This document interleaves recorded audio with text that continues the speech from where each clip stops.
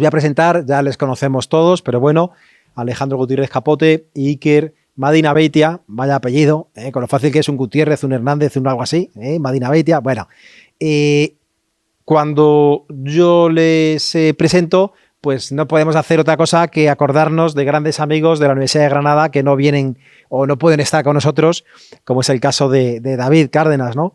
Que desde aquí también le mandamos un fuerte abrazo y que si luego escucha estas conferencias, pues aquí tiene a varios de los discípulos, ¿no? Bueno, en el caso de Iker, en la Universidad de Alicante actualmente y en tu caso en la de Granada. Así que poco más, vamos a escucharles con enorme atención. Pues como decía, buenos días a todos. Estoy muy contento de poder repetir otra jornada de transferencia aquí con vosotros, que ya son unas jornadas a las que tengo un especial cariño. Justo ayer se lo dije a uno de los compañeros que ya considero esta jornada como una especie de reunión familiar, anual, la de Navidad, o con amigos que hace mucho tiempo que no los ve y reunir para saber cómo está tanto lo personal como lo profesional y también ver cómo va evolucionando su línea de investigación y tener oportunidad quizás de hacer colaboraciones en el futuro. Así que también estoy muy contento de ver cómo esto cada año va creciendo, cada vez estamos viendo un nuevo integrante, como hoy que se estrena nuestro compañero Alejandro Gutiérrez en las jornadas. Así que muchísimas gracias a la red por el esfuerzo de realizar este tipo de eventos, especialmente a Ricardo, y también por tu forma de ser que hace que nos sintamos que somos unos mega cracks, y también a Enrique, que no encuentro las palabras para expresar la gratitud que tengo, así que creo que se lo voy a consultar a ChatGPT a ver si lo puede hacerlo, porque humanamente es imposible la cantidad. Bueno, como bien dijo Francisco Alarcón en la primera charla que tuvimos, que se ponía en la línea de investigación,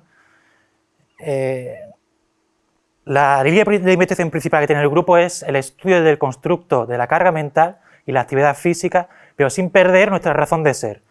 En nuestro grupo, la mayoría de los integrantes han ejercido o ejercen como entrenador deportivo, y nos preocupa especialmente el diseño de los escenarios de aprendizaje para formar de la mejor manera posible a los deportistas. Así que la ponencia de hoy va dedicada a los hallazgos tanto de nuestro grupo de investigación como ahí presente en la literatura, que nos pueden ayudar a aplicar esos resultados a realizar un mejor diseño de tareas en equipo de base.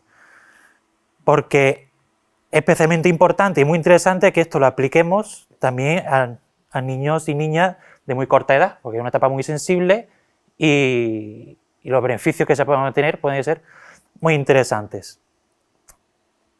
En la secuenciación que vamos a seguir en esta ponencia se puede dividir en dos partes. La primera, vamos a hacer una breve introducción o contextualización de lo que hay presente en la literatura sobre la carga mental, que nos puede ayudar a cómo poder manipularla y hacer mejores escenarios de aprendizaje, y seguidamente os vamos a mostrar cortes de vídeo o aplicaciones reales de ejercicios en el que vamos a ver cómo podemos manipular una pequeña progresión sobre esa carga mental en el entrenamiento. Tengo que deciros que sin querer, pero es muy posible que hablemos mucho de baloncesto, porque al final es el deporte que a nosotros nos toca la fibra. Pero lo que vamos a explicar se puede extrapolar a otros deportes similares, abiertos, dinámicos, como fútbol, baloncesto, fútbol, balonmano, voleibol, o incluso también a deportes cerrados. Vamos a comenzar con para empezar, cómo define la literatura lo que puede ser un deporte dinámico. Y lo que dicen es que son deportes en los que exponen a los jugadores en situaciones de una alta implicación mental, debido a su dinamismo, restricciones temporales y al gran número de estímulos. Por tanto, si ya sabemos que el juego real van a estar expuestos a esas altas demandas mentales, lo que queremos es que en el entrenamiento ya haya presencia de ese tipo de componentes para tener un mejor rendimiento o que ya estén preparados para el juego real. Pero si nos quedamos solamente con esta definición, estaríamos un poquito incompletos, porque nos queda un elemento indispensable para formar bien a nuestros deportistas, que es que también tiene un alto grado de carga emocional. Todas las acciones tienen repercusión, bien sea positiva o negativa, y la tenemos que incorporar en nuestras tareas. Si vemos este modelo de Nidenhaues y Odeyans, en el que intenta explicar en una situación en la que el deportista está sometido a un nivel alto de carga emocional o de ansiedad, el esfuerzo que tiene que hacer para no verse afectado en su rendimiento. Por ejemplo, vamos a irnos a una situación extrema, al límite. En baloncesto, un tiro libre último minuto, un penalti, o lanzamiento de 7 metros en balonmano, creo que era 7 metros, en el que su repercusión va a tener mucha consecuencia. Y la peculiaridad que tiene es que, por ejemplo, en baloncesto, el nivel de incertidumbre que hay es mínimo. Yo tengo ya el gesto automatizado, sé que ahora está ahí, nada va a interferir en mi ejecución y, en teoría, debería meter la canasta. Pero empiezan a abordar ciertos pensamientos o sensaciones que le van a perjudicar posiblemente en su rendimiento.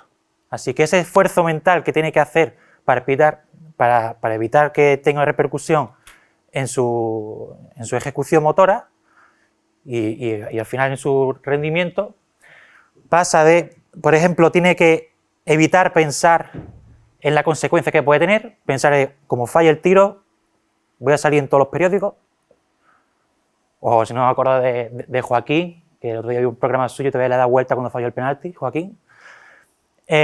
También pensar,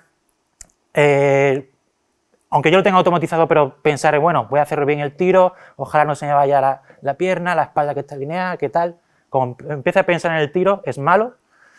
Y también no prestarle atención a la respuesta fisiológica que tiene el cuerpo en ese momento, de alto estrés. Va a tener sudor, temblor, etcétera. No hacerle caso y dirigir su foco atencional en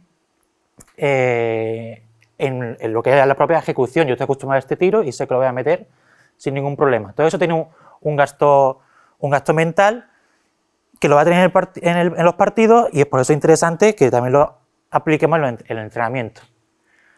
Así que, resumidas cuentas, cuando diseñemos un tipo de tareas, cuando diseñemos unas tareas para formar a mejores deportistas, cuando apliquemos o inoculemos carga mental, tenemos dos dimensiones distintas, la cognitiva y la emocional, que la tenemos que ir manipulando progresivamente.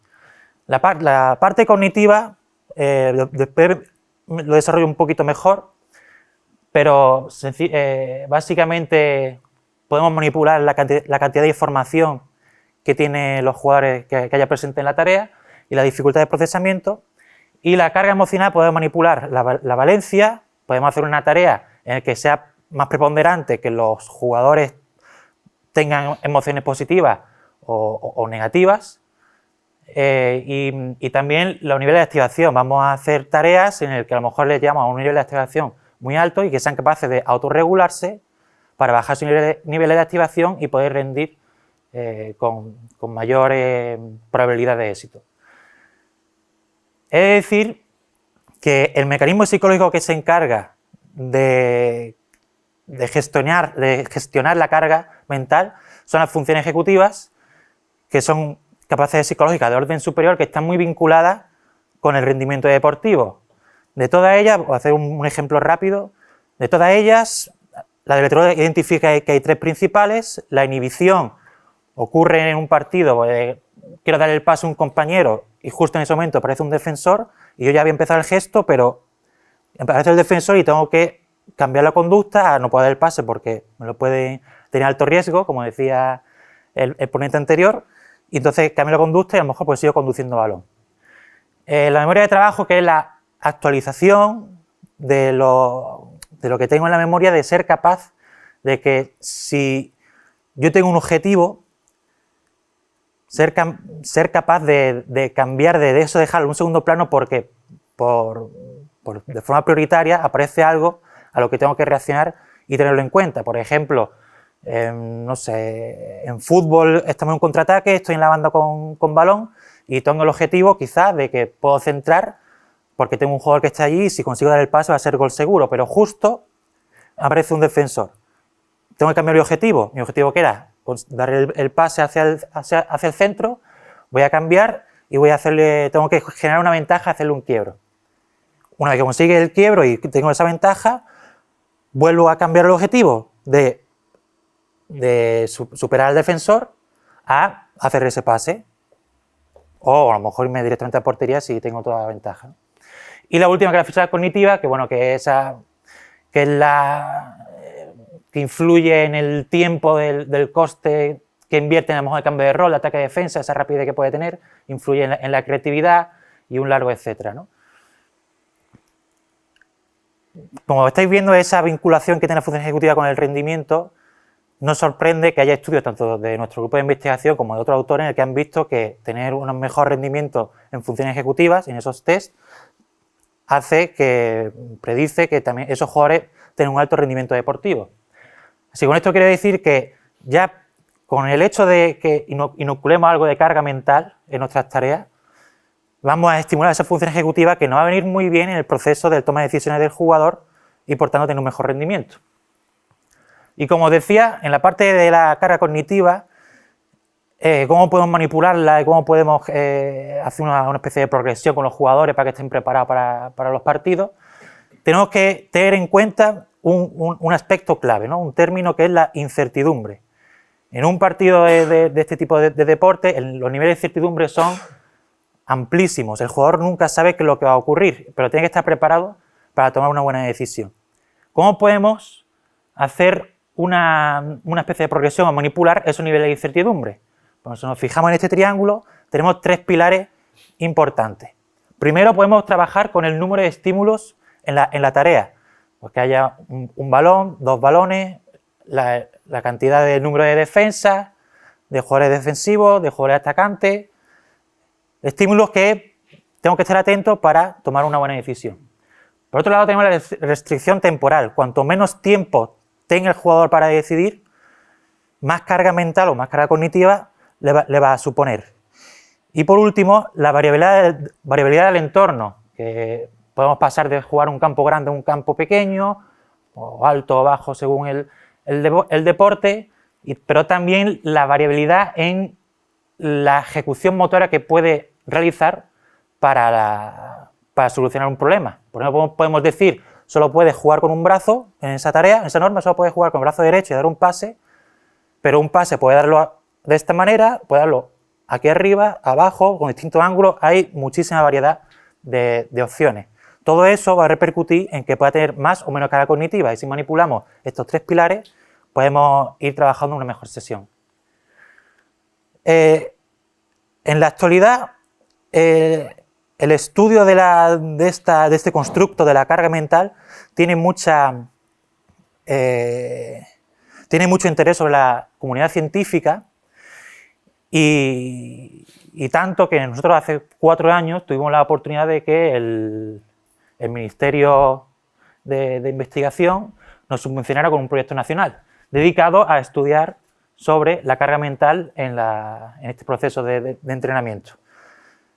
Solamente voy a comentar ese proyecto, solamente un estudio que creo que puede tener mucha relación al efecto que tiene la carga mental, que puede ser beneficioso para los jugadores, y es un estudio de 4 meses de entrenamiento en el que tenemos un grupo de baloncesto, un grupo de gimnasio, ¿no? de sala de fitness y un grupo control. Solo entrenaban 4 meses, 2 días a la semana y las sesiones eran de 1 hora, así que en total nada más que 2 horas de entrenamiento.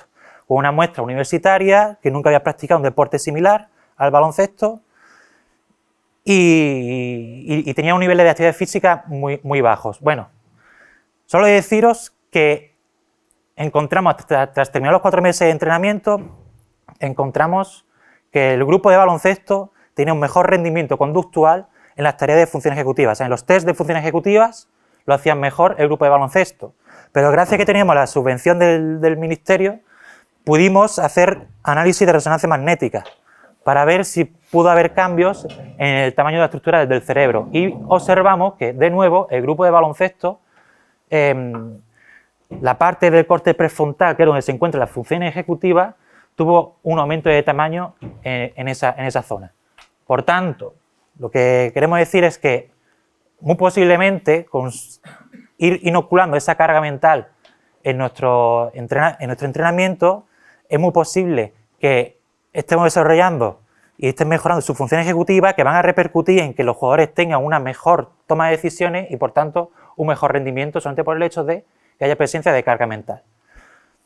Pues con este, espero, breve resumen y síntesis de todo lo que puede de esta terminología que tenemos que tener en cuenta para que nos puede servir para poder hacer una buena sesión o buena progresión, os vamos a enseñar un total de 4 cortes de vídeo de ejemplos reales de entrenamiento, que se va a encargar ahora Alejandro Gutiérrez Capote por la oportunidad que tenemos de poder trabajar en el Club de Baloncesto de la Zubia.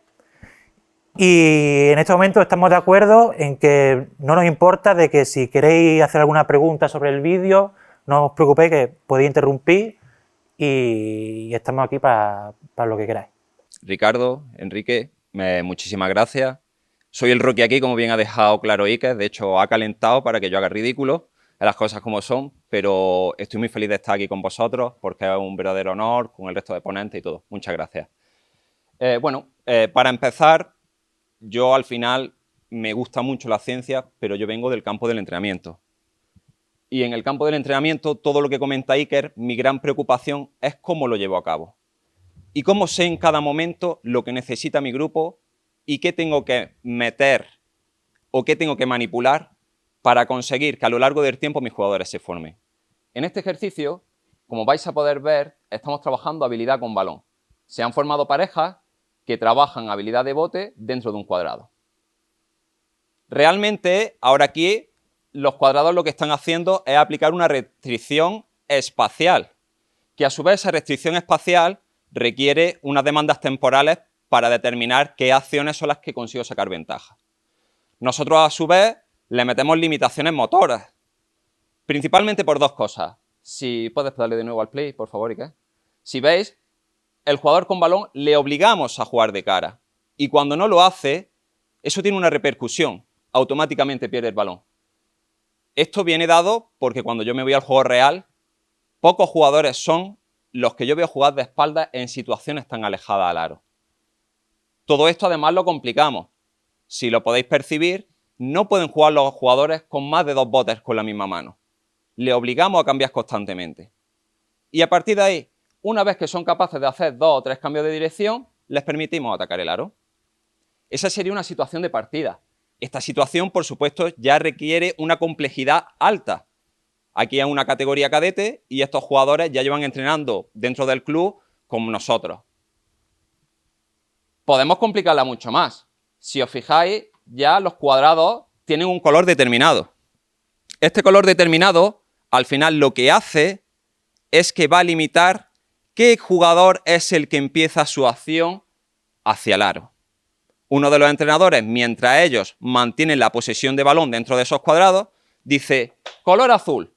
Dale, Iker, por favor. Y dentro de ese color azul, el jugador será el que tiene que iniciar su fase ofensiva al aro. ¿Por qué hacemos esto? Esta restricción, lo que les pedimos es que el resto de compañeros de los cuadrados de diferentes colores tienen que hacer acciones totalmente opuestas al jugador que inició la acción. Por ejemplo, jugador azul inicia una finalización o una penetración a canasta por el lado o por el espacio derecho y realiza una finalización. El que está a su lado izquierdo, es decir, cuadrado rojo, tiene que hacerla por el lado contrario y finalizar en tiro. Y el siguiente por el otro. De manera que los recursos atencionales los ponemos al límite. Este ejercicio les cuesta mucho porque ya no solo tienen que percibir cómo está actuando su defensa, sino tengo que estar atento a los compañeros para ver qué determinada acción tengo que hacer yo. Esto les genera un estrés y una ansiedad máxima. Después, como decía Iker, también aplicamos normas emocionales, porque no podemos dejarlas de lado. Al final los jugadores tienen que competir y donde nos marcamos es la competición. Con esto lo que añadimos es que metemos normas de puntuación. Si consigo hacer los 3 cambios y pasar el cuadrado, te voy a dar un punto, porque yo quiero que ahí des tu máximo. Pero si después, posteriormente, consigo anotar, oye, va a tener un punto extra. Pero claro, también le obligamos a que esa capacidad de memoria se ponga en juego. Oye, que si no has estado pendiente de tu compañero, todo lo que has hecho, aunque hayas conseguido anotar, hayas conseguido pasar del cuadro, es que no sirve para nada. Todos esos puntos se los va a llevar tu defensor. De manera que incitamos también que el defensor actúe. Pero a nosotros nos gusta liar más las cosas. Por eso somos así. Y a los jugadores les gusta que les liemos. Entonces ya ponemos aquí al entrenador ayudante que va a determinar el tipo de acción del primer jugador del cuadrado que se diga a qué tiene que hacer. Si levanta el cono azul, tienes que finalizar. Si levanta el cono rojo, tienes que realizar una parada en tiro. Pero ahora, si no te levanto ningún cono, tú tienes que percibirlo y atravesar la zona, una acción que está tan repetida en el alto nivel, y esperar a que se presente el estímulo para atacar el aro. Por favor, Iker, dale. Aquí lo podéis ver, no le levanta ningún cono, el jugador tiene que buscarlo en todo momento hasta que lo levante y finaliza. También es verdad que la defensa aquí de Jacobo deja que desea, pero bueno, vino más tarde a pretemporada, se lo vamos a perdonar. Esta sería una propuesta que es la que trabajamos bastante y cambiamos las normas. Como dije al principio, son propuestas para trabajar la habilidad individual del jugador. Vamos a pasar. Aquí tenemos una en la que ya estamos metiendo situaciones, se ha parado Iker, ya estamos metiendo situaciones con la misma finalidad. Jugar situaciones de finalizaciones, de tiro, en la que nosotros, en este caso, sí le vamos a dar una ventaja previa al jugador con balón. Vamos a repetirlo. Si lo veis, recibe y obligamos al defensor a pasar por el cono de debajo. De esta manera, lo que buscamos es aprovechar ese primer paso, esa percepción espacial. Todo esto lo complicamos y le metemos una limitación de botes. Al final lo que queremos es botes que realmente generen una ventaja o que ese uso del bote les permita llegar al aro con una eficacia. Toda esta situación, al final, lo que nos está permitiendo es trabajar finalizaciones, parada y tiro, pero realmente, pensando en un baloncesto posterior que vendrá en el futuro, pueden ser situaciones también muy parecidas, y perdonar que meta el concepto de baloncesto al bloqueo directo.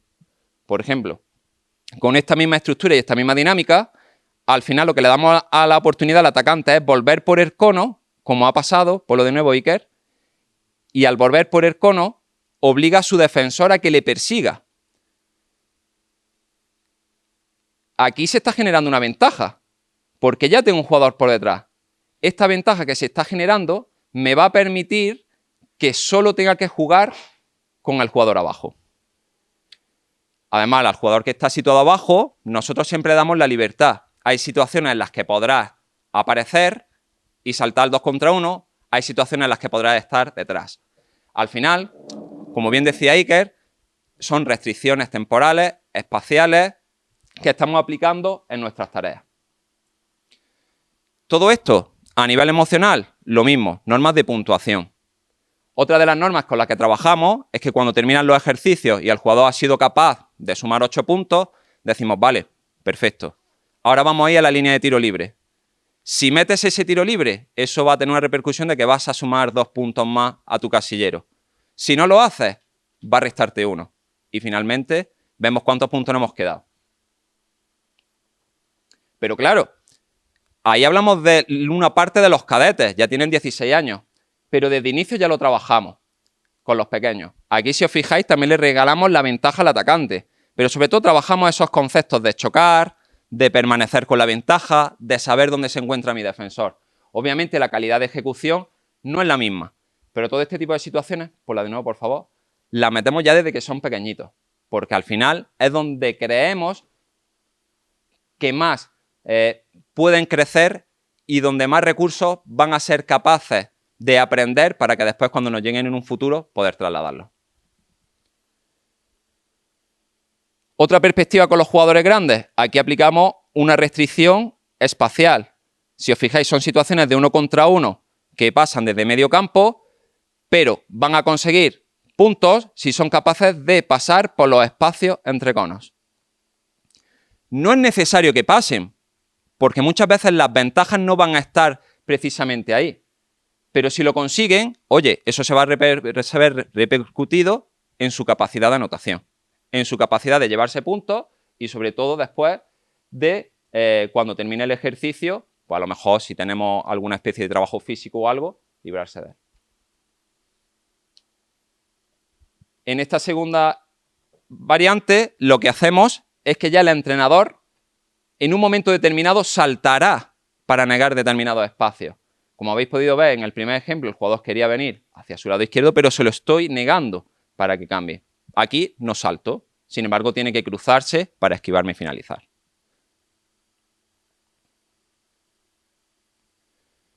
Por último, una de las tareas que queríamos meterlas, porque creemos que se utilizan en muchos deportes, como puede ser el juego de los 6 pases, que se trabaja en cualquier tipo de deporte, nosotros aquí lo que implementamos es completarlo. Como os fijáis, esto es un poco caótico. Aquí veréis que hay 4 equipos, color rojo, color azul, color blanco y naranja. Y lo que distribuimos es la competición. El azul juega contra el rojo, el blanco contra el naranja y el objetivo es conseguir 6 pases.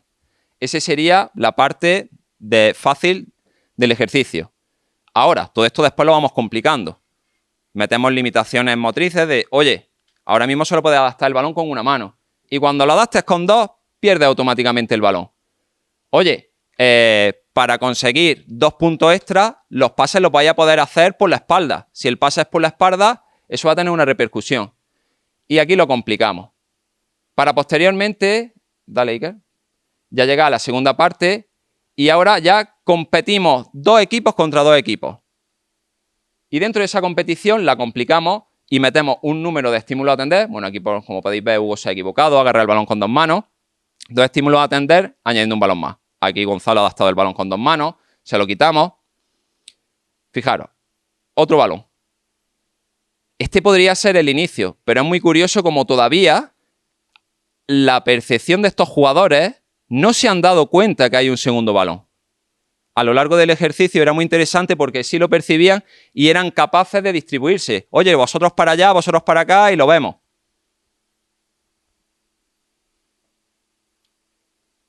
Otro tipo de trabajo con el que utilizamos para trabajar el pase es situaciones de 4 jugadores atacantes, que es el equipo azul, contra 3 al otro campo. Y lo que metemos es una norma muy clara.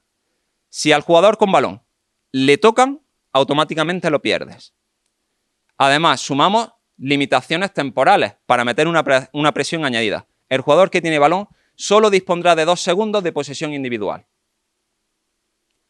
Y la posesión global del equipo será de 8 segundos. Bueno, como podéis ver, esto es un lío, ya estoy hasta preocupado yo.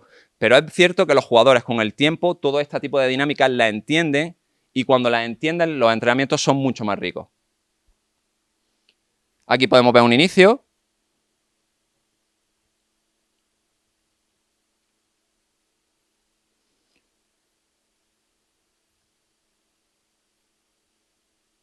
En este caso, la defensa ha ido a robar el balón y el equipo rápidamente ha intentado buscar profundidad. Para meter una repercusión más en su juego, lo que les permitimos es que si consiguen canasta, la posesión del grupo tendrá 3 segundos más. Esto cambia totalmente cómo finalizo, cómo juego. Al final dispongo de una posesión mayor, qué tipo de espacios puedo ocupar, qué tipo de estrategia puedo seguir. Pero bueno. Y bueno, para terminar, decir que todo esto siempre tenemos que medirlo. Al final hay que cuantificarlo. Son tareas muy exigentes y siempre tenemos que encontrar el momento donde meterlas. Estamos aquí poniendo unas partes de determinado trabajo a lo largo de semanas. Pero sesiones de entrenamiento así no sería a lo mejor lo más eficaz, porque al final esto tiene una carga mental muy alta y una fatiga. ¿De acuerdo? Sí, bueno, al final lo que dice Iker es de remarcar en la norma de puntuación de que siempre jugamos con el acierto o fallo. Si consigues anotar, tiene una repercusión en tu puntuación y en los segundos de disponibilidad de tu siguiente posesión. Pero si fallas, te lo volvemos a quitar. Te lo volvemos a quitar y vuelve a lo mismo, para cambiar tu comportamiento en el juego. ¿Vale? Y bueno, esto ha sido un poco la exposición. Muchas gracias. No sé si tenéis preguntas.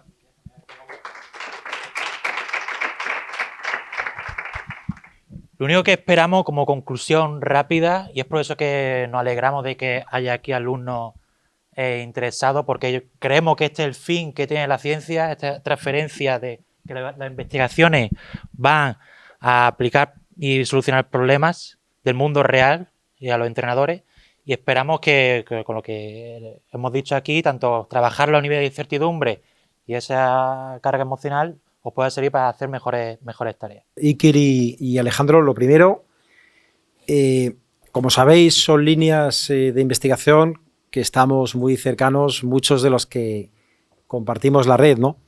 La verdad es que me alegra muchísimo y sabéis que junto a David, ¿no? Pues seguimos muy de cerca lo que vais haciendo, y la primera sensación que me genera a mí es que, caray, ya lo sabemos también los que llevamos un tiempo en la universidad, pero las generaciones que llegan pues vais pujando con una fuerza brutal, ¿no? En ese sentido, el reconocimiento tremendo al trabajo que vais haciendo y ya que vais sembrando, porque ya cuando uno está en mesas de contratación y ve perfiles como los vuestros, dice, caramba, nos pasan por arriba, por abajo, por delante, ¿no?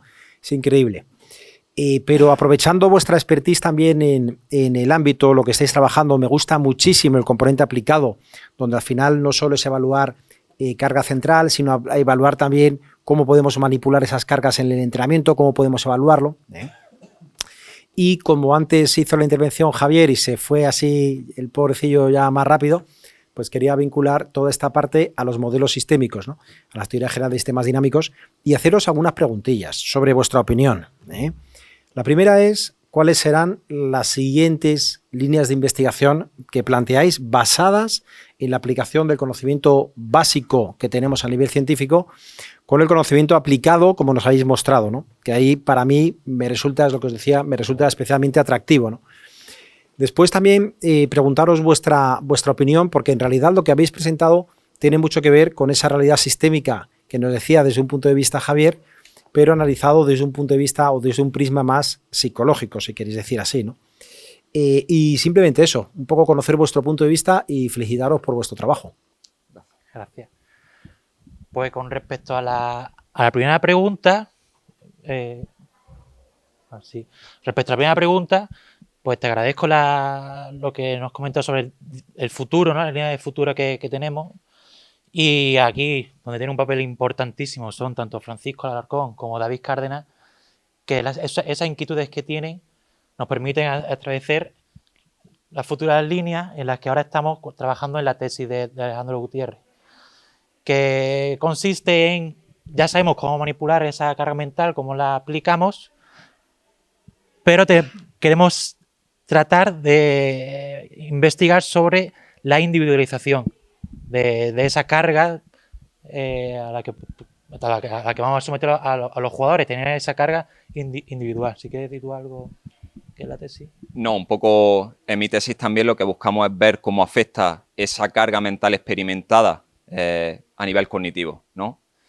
Yo creo que, y aquí Paco puede interrumpirme, pero lo principal sería ser capaces de dar una herramienta para que los entrenadores pudieran también cuantificar esto en su entrenamiento. Porque al final esto es añadir más fatiga, añadir más carga. ¿En qué momentos tengo que aplicarlo? ¿Cuándo tengo que aplicarlo? ¿Cómo? Porque al final lo que buscamos es un rendimiento y formar al jugador. Pero las dos van muy conectadas cuando estamos compitiendo y cuando estamos involucrados en el trabajo diario con los niños. Los niños quieren ganar, pero también quieren crecer como jugadores, ¿no? Entonces yo creo que tenemos que buscar ese equilibrio y también de esa herramienta que nos permita. Porque yo hablo aquí a todos vosotros y me dais 18.000 vueltas y sabéis muchísimo más que yo. Entonces es muy fácil transmitíroslo. Pero yo, por ejemplo, en mi club lo hablo con los entrenadores más jóvenes y me dicen carga mental. Y yo, ¿qué carajo sé de la carga mental? Yo quiero que la meta por el aro y que el niño se vaya feliz. Y eso es una realidad. Allí en el club tenemos la suerte de que David nos da pues, un sentido y a los entrenadores más jóvenes los pone con los que somos más veteranos para poder ayudarles. Pero lo que dice Iker y lo que comentabas tú es una realidad. Son pequeños pasitos, pero que esos pequeños pasitos no son nada fáciles. Y después no son nada fáciles tampoco llevarlos a las tareas. Porque das con la clave, das con la tecla y con ejercicios que realmente funcionen o que encontremos lo que queremos, muchas veces, como comentaba Iker, depende de la capacidad individual del jugador, de cómo viene de casa. Yo lo aplico con los cadetes, pero llevo 2 años con ellos. Cuando lo cogí hace 2 años después del COVID, pues me iba llorando todos los días a mi casa con la mascarilla, sacándome las lágrimas, porque no eran capaces de hacerlo. Y creo que aquí es donde tenemos que dar los pasos, porque al final la ciencia tenemos que aplicarla, pero lo importante son los jugadores. Sin ellos no podemos aplicarlo.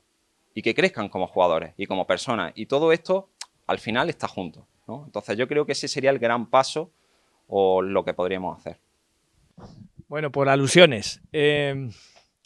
A ver, yo creo que es importante una mirada desde 2 prismas, y creo que hoy aquí lo compartimos ambas. La primera es la del entrenador, ¿no? Un entrenador de baloncesto, si ve estos vídeos y no tiene una perspectiva amplia o novedosa o con una mirada limpia, pues puede tener esa sensación de inutilidad. Sí, eso está muy bien, se lo pasan muy bien. Qué divertidas son, pero ¿cuándo van a desarrollar su técnica? Ahí no mejoran, ¿no?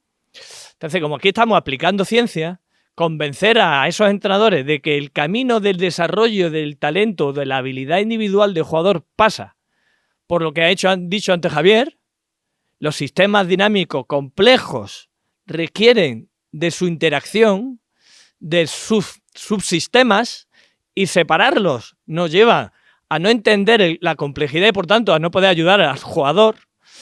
La propuesta que hacemos es inherente a desarrollar propuestas donde siempre están conjuntas el entorno junto con la interacción de los mecanismos que permite al jugador percibir, tomar decisiones, hacerlo en gran contexto de incertidumbre, con gran presión emocional, y cada uno de esos factores se pueden medir.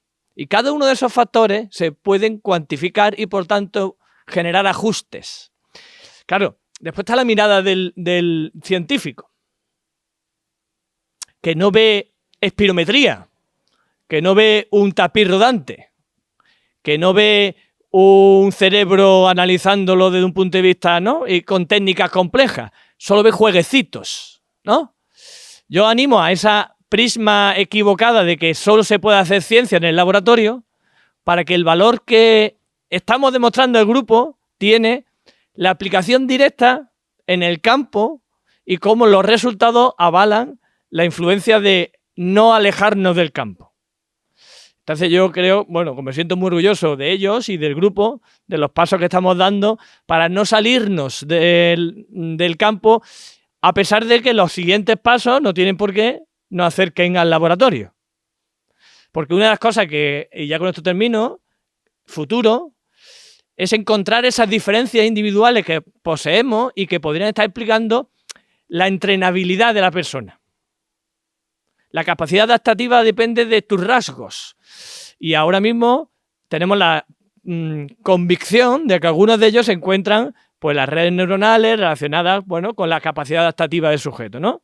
Siguientes pasos, pues, seguramente será comprobar si esos rasgos en un entorno real influyen en su capacidad de entrenar. Bien, quiero daros la enhorabuena a los dos. Y soy Sergio Ibáñez, entrenador de baloncesto. Me gustaría saber cómo aceptan vuestros jugadores cuando trabajáis con una metodología comprensiva, mediante juegos modificados, que es lo que estáis realizando. ¿Cómo aceptan el sistema de puntuaciones y qué utilidad le dan al sistema de puntuaciones? Porque luego al final en la tarea tengo un sistema de puntuaciones y ¿me sirve para qué? Porque yo tengo esa dificultad. Que ellos vean qué utilidad luego al final, cuando metemos sistemas de puntuaciones en juegos comprensivos para incrementar la carga, luego ellos le vean la utilidad. Y luego me gustaría saber, en algunas de las tareas que habéis desarrollado, cómo no perdéis el objetivo real del juego, que es acercarse o intentar lanzar, y la parte más importante no es solo lanzar, he percibido algunas imágenes, sino que ese final de ese 1 contra 1 o esa situación de 2 contra 2 sea para conseguir el objetivo del juego. Hemos hecho muy bien la parte anterior porque queremos jugar de frente, pero a mí no se me olvida, Sergio Ibáñez, entrenador, que al final nuestros jugadores se centran en la parte accesoria de la tarea y no en la parte finalista de la tarea. Me gustaría saber cómo resolvéis eso porque yo tengo mis problemas con mi equipo entrenando. Bueno, para empezar, el sistema de puntuación, realmente tenemos una clasificación global de todo este tipo de acciones, ¿no? Al final, yo tengo la suerte de tener 2 entrenadores ayudantes, ¿no? Las posibilidades que tengo son maravillosas y a los jugadores les hacemos conscientes de ello. Oye, tú ese tiro libre que estás tirando, vale, repercute en el ejercicio, pero también repercute en esa clasificación que tú tienes en este determinado contexto de ejercicio. Después, como tú bien dices, hay jugadores que no se involucran todo lo que podrían o todo lo que nos gustaría a los entrenadores, que ahí es donde hacemos más hincapié en que ellos entiendan que al final, si ellos trabajan al 100%, por ejemplo, yo como defensa me esfuerzo, aunque sé que este ejercicio tiene una orientación puramente ofensiva y aunque me repercute en mis puntos robar un balón, es donde tenemos que convencerles de que si él da el 100% en defensa va a mejorar a su compañero en ataque. Y que cuando le toque a él atacar, necesitará que su compañero dé su 100% defensivamente para que él mejore. Obviamente esto es un proceso, al final, como hemos repetido, estos jugadores llevan ya mucho tiempo con nosotros, después en el club, pues, por ejemplo, yo llevo este año el equipo cadete que es este, pero el año pasado lo entrenó David y al final se nota mucho la mano de esa línea de trabajo y esa perspectiva, ¿no? Pero es un proceso. Estoy totalmente de acuerdo contigo de que al final todos los jugadores no se involucran lo que deberían. Y bueno, pues ya depende del día. Algunos vienen con más motivación, otros con menos, para empezar. Y lo que tú decías, tu segunda pregunta, pues es lo que más tiempo me lleva a mí en casa. ¿Cómo somos capaces de creer en esto? En buscar esa parte de trabajo individual, de mejora, y que ellos sean conscientes de por qué se hace, porque al final esto tiene un trabajo de vídeo muy complejo, tanto de entrenamiento como también después en la competición, en el que hacemos participar a los jugadores, y después llevarlo a situaciones del juego que realmente sean aprovechables, ¿no? Al final es verdad que aquí hemos mostrado las tareas que tienen restricciones, pero podríamos haber puesto otras muchas de cómo después todo esto se traslada al juego real y cómo han mejorado los jugadores después de una intervención, por ejemplo, en un trabajo de juego sin balón, después de X tiempo, que también se ve muy bien. No sé si te he respondido. ¿Sí? Te he engañado bien, ¿no? Vale. Yo te entiendo muy bien, Sergio. No sé si los demás te han entendido, pero yo sí. Y es una cuestión difícil de resolver. Cuando uno diseña un escenario de aprendizaje, yo creo que tiene que tener en cuenta 2 variables continuas y lo puedes meter en un eje. Una es nivel de dificultad, donde podríamos meter todas estas variables que han expuesto maravillosamente, y otra es nivel de especificidad. Y hay estudios que proponen progresiones para controlar ambas. Tradicionalmente no hemos ido a la máxima especificidad, creyendo que ello nos va a llevar a un mayor rendimiento a corto plazo. Pues seguramente a corto plazo sea factible lograrlo con esa estrategia. Lo que bien sabemos es que la falta de especificidad, es buscar la generalidad de la tarea, pues tiene una repercusión a largo plazo. Entre otras cosas, porque te permite el desarrollo de capacidades cognitivas de orden superior que son generales y que hoy en día sabemos que son la base de la adquisición de habilidades. O sea, es una propuesta a largo, a corto o a medio plazo. Claro, hay que combinar y esa combinación pasa por convencer. La parte positiva es que las propuestas a largo plazo, donde las tareas pierden especificidad, son divertidas, porque son juegos. Y no me digáis que a los niños con 14 años no les gusta jugar. Otra cosa es que ellos vean su utilidad. A lo mejor hay que educarles también en el uso del juego como parte intrínseca de tus estrategias motivacionales. Pero sin duda tiene una transferencia, lo que pasa que es mucho más a largo plazo que lo que espera a lo mejor el jugador.